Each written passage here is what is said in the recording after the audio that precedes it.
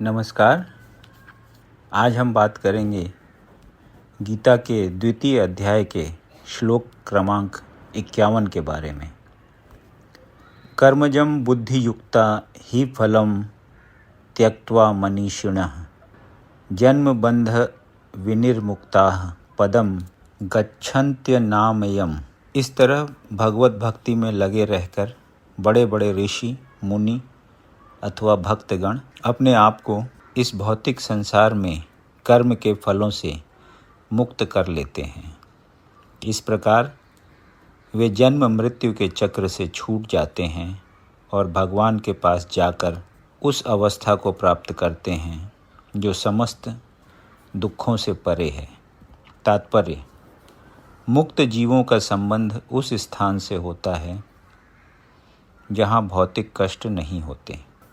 भागवत में 10.14.58 में कहा गया है, समाश्रिता ये पद पल्लव प्लवम महत्पदम पुण्ययशो मुरारेह भवाम्बुधिर्वत्स पदम परम पदम पदम पदम यद विपदाम न तेषाम। जिसने उन भगवान के चरण कमल रूपी नाव को ग्रहण कर लिया है, जो दृश्य जगत के आश्रय हैं और मुकुंद नाम से विख्यात हैं, अर्थात मुक्ति के दाता हैं, उनके लिए यह भवसागर गोखुर में समाये जल के समान है। उसका लक्ष्य परम पदम है, अर्थात वह स्थान जहाँ भौतिक कष्ट नहीं है, या कि बैकुंठ है। वह स्थान नहीं जहाँ पद पद पर संकट हो। अज्ञानवश मनुष्य यह नहीं समझ पाता कि यह भौतिक जगत ऐसा दुखमय स्थान है जहाँ पद पद पर संकट है।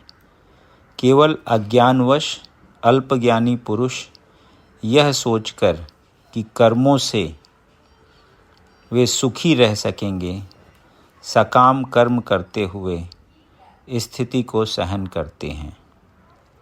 उन्हें यह ज्ञात नहीं है कि इस संसार में कहीं भी कोई भी शरीर दुखों से रहित नहीं है।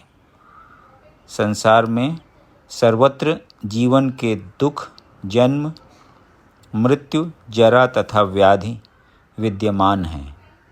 किंतु जो अपने वास्तविक स्वरूप को समझ लेता है और इस प्रकार भगवान की स्थिति को समझ लेता है, वही भगवान की प्रेमा भक्ति में लगता है।